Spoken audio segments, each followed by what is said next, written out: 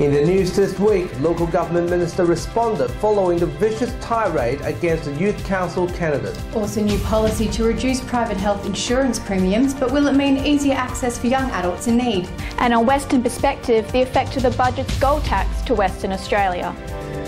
This is the Evening News with Ivan Loon and Danielle Staniskov. Good evening. It's a tirade of abuse she never saw coming. City Councillor candidate Georgie Carey was stunned by the social media backlash after she calls for more diversity in city councils. Local Government Minister David Templeman responded by calling the vicious attack as gutless. Nelson Liu reports. Georgie Carey is calling for youth diversity in local government, but she is now being unfairly targeted because of it. It was honestly like a bit of a shock.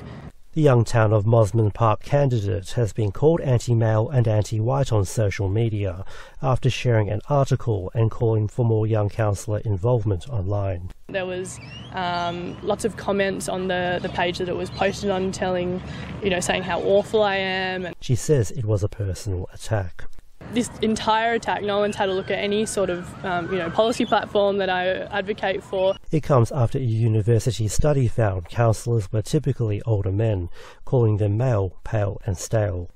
Governments say public abuse against councillors have become more common and vicious. I think it's incredibly concerning, but it's also a trend I've noticed become quite prominent in this year's election. It's the anonymous people who aren't prepared to stand themselves who do what I think is ultimately a gutless thing. Despite young local government candidates continuing to face online and physical abuse, they're encouraged to keep participating in local government.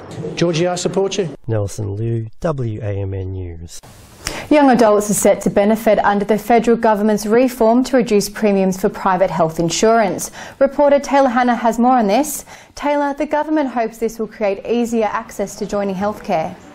Yes, Danielle, Federal Health Minister Greg Hunt announced a 2% discount every year for people under 30.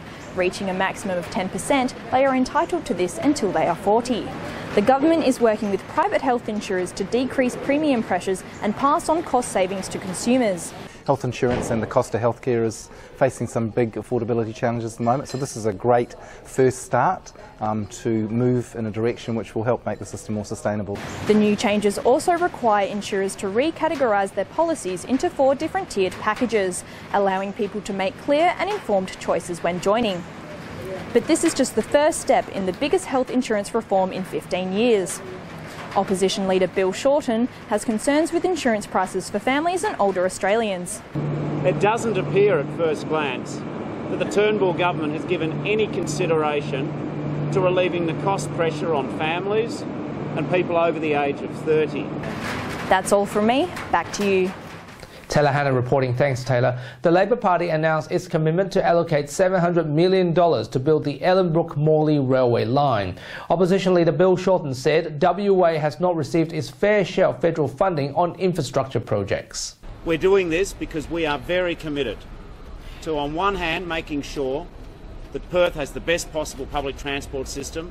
It's good news for jobs, good news for commuters, good news for traffic congestion.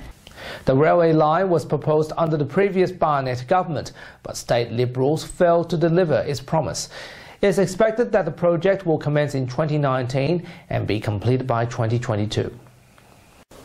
The Royal Life Saving Society of Western Australia is recognising bravery acts at their annual awards night next Wednesday. 31 nominees will receive the very prestigious award after having performed amazing acts to save lives. Trent Hodgkins, Senior Manager of Swimming and Water Safety Education, explained how these acts of bravery shows the importance in having a basic set of swimming and water safety skills. We've just released the West Australian Drowning Report, where tragically 42 West Australians lost their life last year. We'd like all West Australians to get a base set of swimming and water safety skills, or learn CPR or some first aid skills, so you too can potentially perform these acts of bravery like these individuals. There are fears that recent rapid advance of artificial intelligence technology software may compromise our privacy. Murdoch University's information technology lecturer Sheree Rice says it's possible for the product to monitor human behaviour and gather information. Mr. Rice suggests the public to be aware of the terms and conditions attached before downloading the application. Most applications don't go around trying to capture that stuff, but unknown to you because it's connected, it's got hacked. Somebody would have put software on it, we can monitor everything you're saying in the room. And if you've got a camera installed because you're using, say, a voice back like Skype or WhatsApp, so you can do a video conversation, the camera will be turned on, not by you, by the software. China is calling the United States to maintain its nuclear deal with Iran. During a regular press conference, a spokesperson from the Foreign Ministry said the deal ensures regional peace and urges superpower to keep the agreement. Officials from the US responded, saying the Trump administration will not stop the grant, but will decertify the agreement instead. The European Union president has spoken out against Catalan's independence from Spain, fearing that the move will trigger fractures within the EU. He expressed fears of recent trends of separatism, with another call for the Scottish referendum. It's understood the European Union is in line with Madrid's position by declaring Catalan's independence as illegal. And finally this week, Heath Ledger's fans will get the opportunity to experience the life of the iconic WA actor when an exhibition about his life and work opens at the Art Gallery of Western Australia this weekend.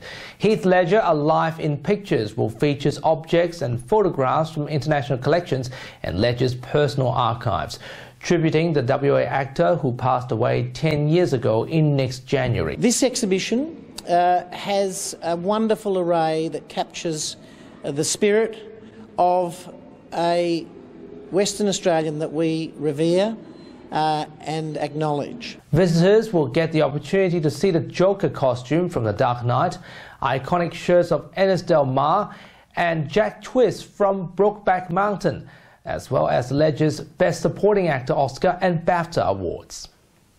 And that's our weekly news and current affairs. You can catch the latest news on our website and Facebook. Have a good one. Until 5:30 next Sunday. Thanks for your company and good night.